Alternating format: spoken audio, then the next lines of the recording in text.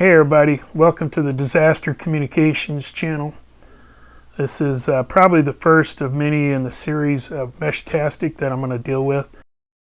Just did a big post on Instagram and a lot of people responded asking a lot of questions. So I promised a video and this will be the first of that series. And I want to talk to you on today's video, more or less just kind of going over the basics of what Mesh-tastic is and what LoRa is and how these devices have combined together to make a really good, effective, long-range, secure form of communication. Now, my goal at Disaster Communication is, our motto is get information, give information. I want to be able to help people learn to communicate before, during, and after disasters. Knowledge is power, and so I like to use communications to help me be aware of what's going on around. If there's electricity out, don't have my cell phones aren't working, the normal means of communications is down. I like having the tools to be able to find out what's going on, whether that's local, regional, or national.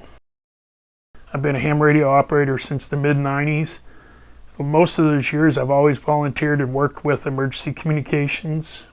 A lot of times the hams are known for being dispatched to different disasters, like after the hurricanes, tornadoes, any kind of situation like that where the infrastructure is taken down.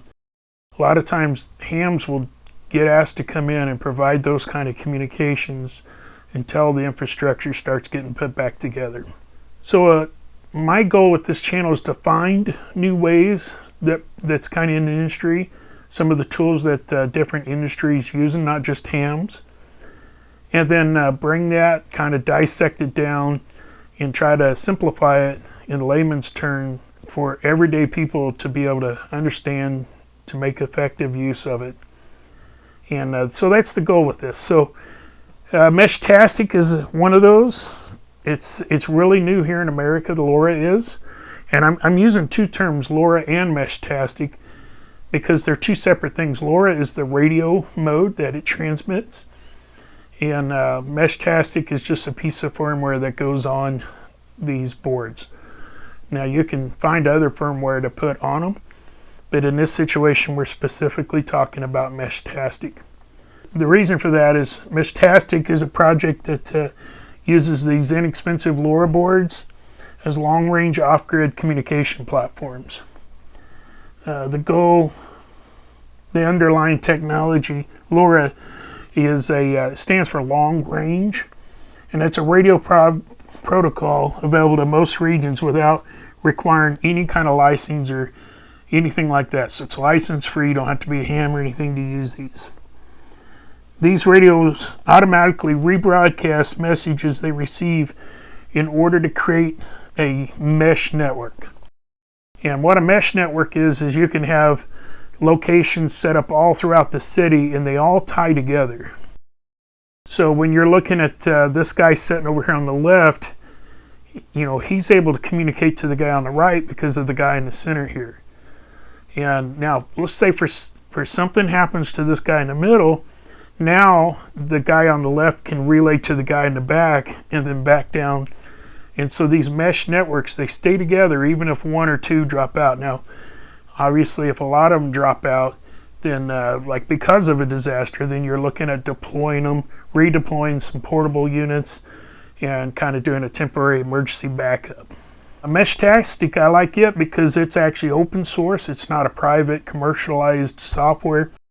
The advantage of open source, people that understand code and know code and the language for writing the software can actually go view the code and make sure there's not any like hidden back doors in it. Make sure that it's not reporting and relaying back to any third party.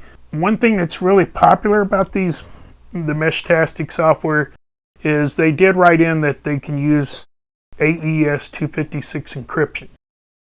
Now, advantage of AES 256, that is an industry standard.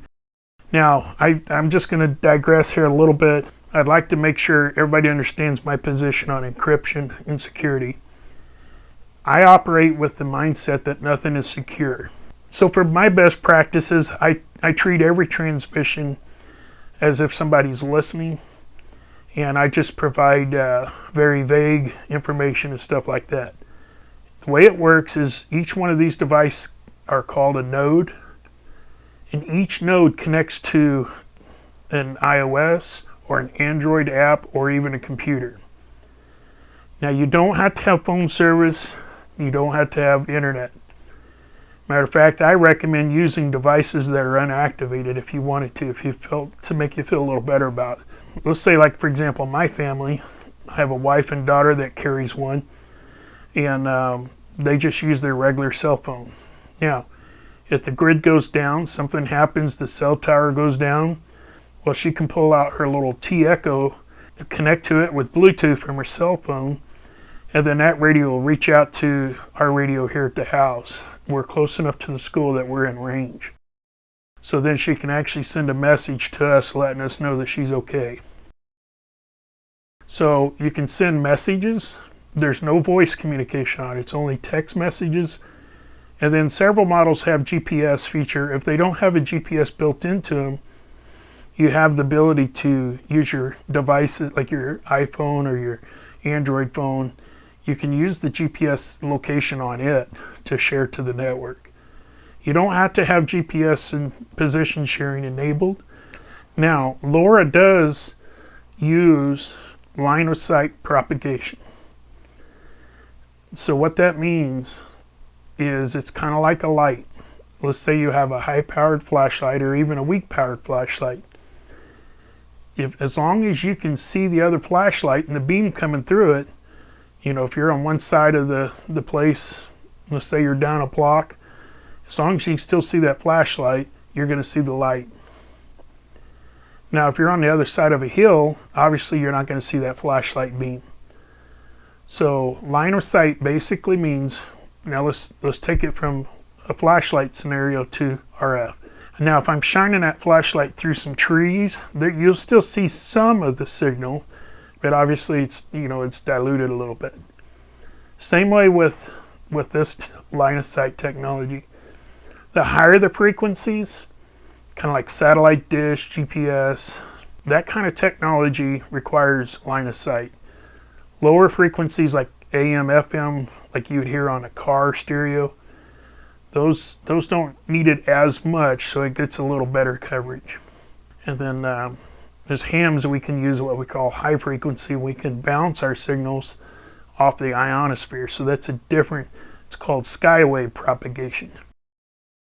So in this situation, we're only talking about ground wave, line of sight. So a lot of people are asking, how far will they reach? I have some friends and extended family that live here pretty close to me in my area. We're about 4.9 miles away, and we did some preliminary testing with my T-beams. I'd set one up and I kind of put it in a Ziploc bag and I put it up high on their chimney, and then I had one here at my place. We were able to establish and verify that there was connection between the two. Now, I do want to say this, that we are in the middle of early winter here, so there's not a lot of leaves on the trees, and I understand that, you know, as the trees start to grow back, that will deteriorate that signal a little bit. So there are ways to help improve your reception in range of these, and that's by using external antennas. So the stock antennas that come on these are not that efficient. You can see this little one right here this is the stock antenna, and that doesn't have very much gain aspect at all on it. And so by hooking them to bigger, higher gain antennas, you can actually improve your reception and transmission distance. If you want to be more directional, we have two different types of antennas that you can use with these. The types of antennas you see on them now are called omnidirectional, meaning that the signal will go in all directions. Let's say I'm on the far outside of the sketches of town, and I'm wanting to talk to a family member that's on the other side of town.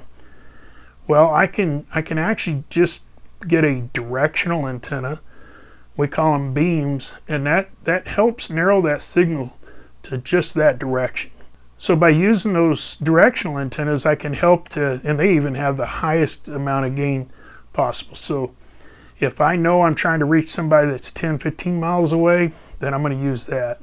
The record distance for these Meshtastic devices is a guy on YouTube, and he claims his record is 257 kilometers, which is about 150 miles.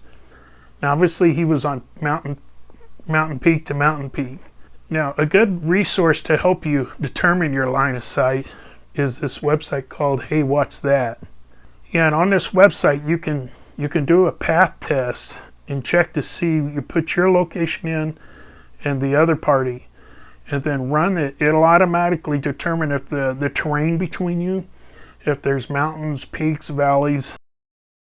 If you see the line going through a mountain or going through something, then that means you don't have line of sight.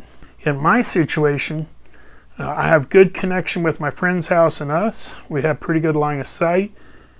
But my wife, she works on let's say in the west side of town, and her office is down in a valley. So she has no direct connection with either one of us. So what I can do is take a third unit, put it in an outdoor case.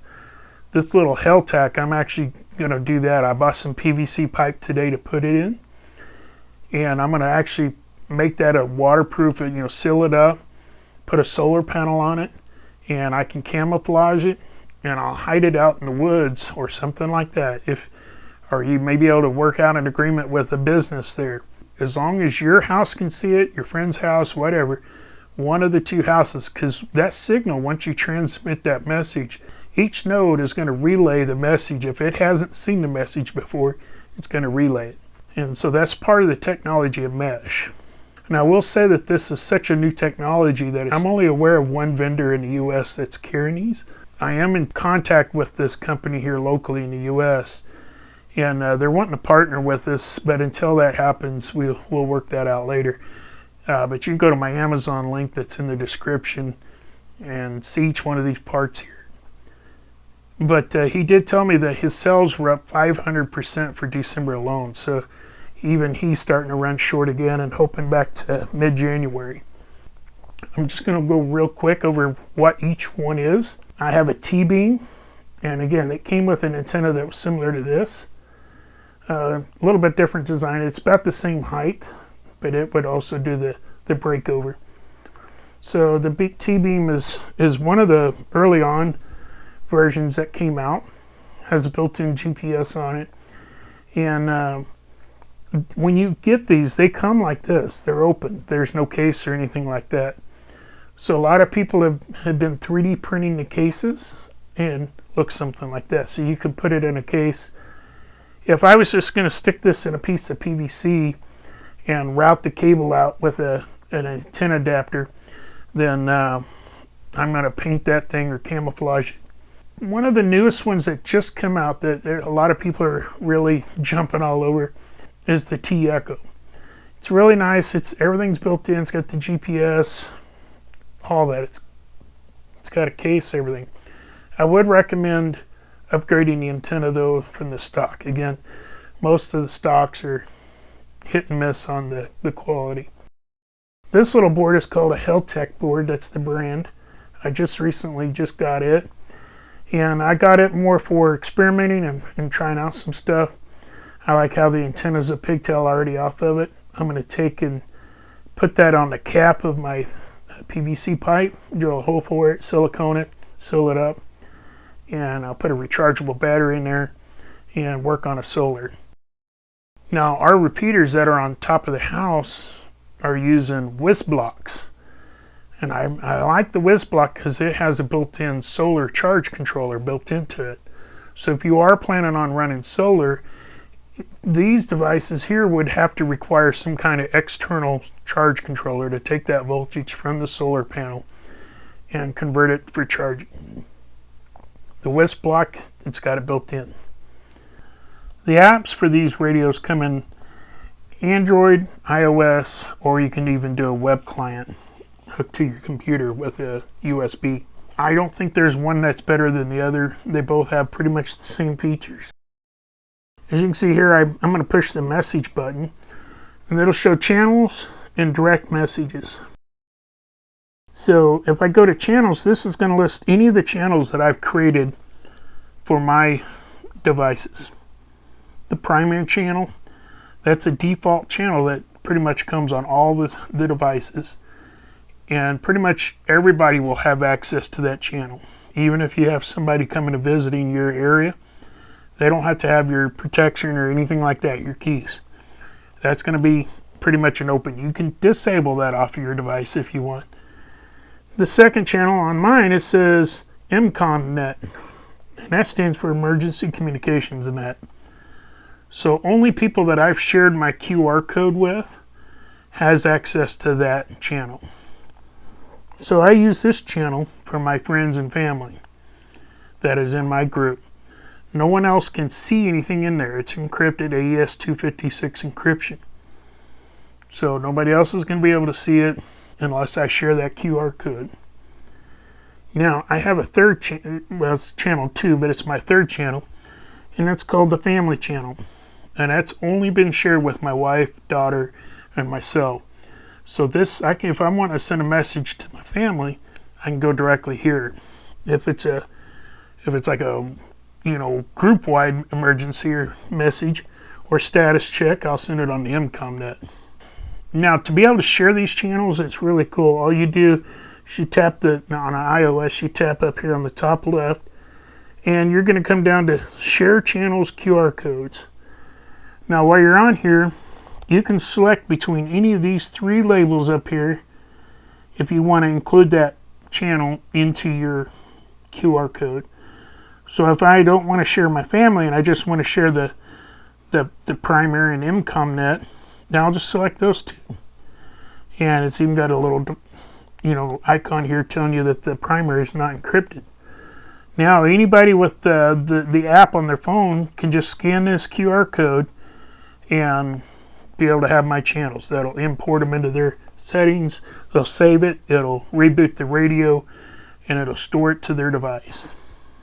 And then in turn, they can also share it. You can create, I think it's like 8 channels you can have set up. Now they're not different frequency channels, but you have a mesh map. So once you've shared that, now you start populating the map.